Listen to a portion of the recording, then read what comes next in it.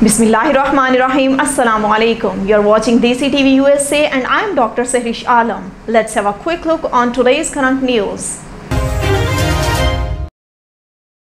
Nancy Pelosi is holding a press conference on Capitol Hill as a debt ceiling showdown looms and the fate of the bipartisan infrastructure and democratic reconciliation bills hang in the balance. Lifting the debt ceiling and keeping government open, even though many of them in the House and the Senate had families in their district suffering from Hurricane Ida, many of them wanting to help the Afghan evacuees in our country. Nonetheless, they thought it was a good idea to vote no. Hopefully today on the CR, they will vote yes. And I'm hoping that it will be a very positive bill. So I know you've come here about what else comes next. We have two items that, the bipartisan infrastructure bill, the BIF, and of course the reconciliation. I just told members of my leadership that the reconciliation bill was a culmination of my service in Congress because it was about the children, the children. Their health, it's about health, their education, the economic security of their families, a clean, safe environment in which they could thrive, and I guess a world at peace in which they could succeed. This is more about the domestic first poor parts of that. Pentagon Press Secretary John Kirby is holding a press briefing and will be joined by the Air Force General Gene D. Van Herk, Commander U.S. Northern Command and North American Aerospace Defense Command. Here from the podium. General, can you hear me and see me okay, sir? I have you loud and clear, and I see you just fine, John. Turn the floor over to you, sir. Thanks again for joining us. Okay, thank you, John, and good afternoon to all of you. Let me begin by just saying thanks for spending some time with me today and allowing me to talk about the amazing efforts that are taking place at 8 respective task forces across this country. The men and women at U.S. Northern Command, along with our many partners, are proud to support Operation Allies Welcome, and I'm pleased to provide you with an update on the efforts to date. As the lead combatant command for this operation, United States Northern Command provides oversight of DoD forces and activities in support of the Department of Homeland Security, the lead federal agency. While DoD is not responsible for the immigration process, we are working hand in hand with DHS and the other agencies to enable the process. We've built housing capacity, and we are providing our Afghan guests the environment they need while they work through the immigration process. Essentials such as a safe and secure environment, nutritious meals, warm clothing, primary medical care, and other services. Today, total capacity at the 8 different installations is over 64,000.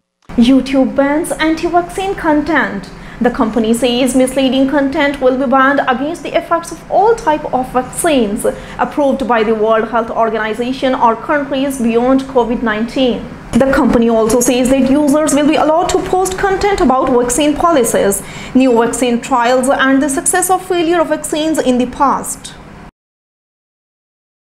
Britney Spears has been removed from the post of Conservator of Britney State. An important hearing on Wednesday could mean the end of Britney Spears' father's conservatism or the complete end of his conservatism.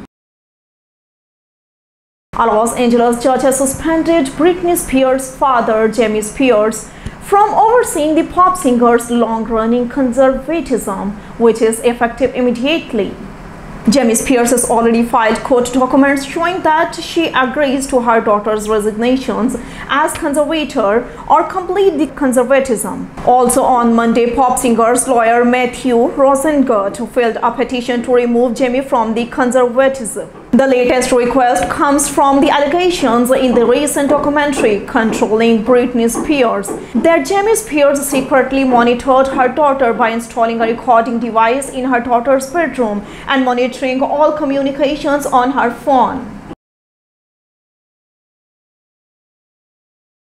Breast Cancer Awareness Month, also referred in the United States as National Breast Cancer Awareness Month, is an annual international health campaign organized by major breast cancer charities every October to increase awareness of the disease and to raise funds for research into its cause, prevention, diagnosis, treatment, and cure. I was diagnosed with breast cancer in August 2015. I was 37 years old, worked full-time at Evershares Sutherland LLP, and had returned from the maternity leave of 10 months previous. During those 10 months, I had witnessed my mom being diagnosed twice with cancer, and she was still receiving treatment when I got my news. I only told those who worked closely with me about my diagnosis, and the support I received from such a small network was incredible. It became evident when my body became so weak that adding work into the equation would have been very difficult, and so I am thankful for the amazing advice and support given to me. Just before my diagnosis, I had become an active member of firm's charity committee. By working with breast cancer now, we were able to bring the Wheels on Wheels event to Cardiff. A young Nova Scotia mother is sharing her breast cancer journey to encourage other women to not ignore signs of the disease. You don't see very many young women out, especially promoting the fact that you need to get checked. I promote a lot of mental health with it because there's lots of mental health struggles after you go through this. So yeah, just bring awareness and help out with the mental health aspect afterwards. That's all for now. Keep watching DESITV USA and don't forget to click our link tree DESITV USA to explore the social media world.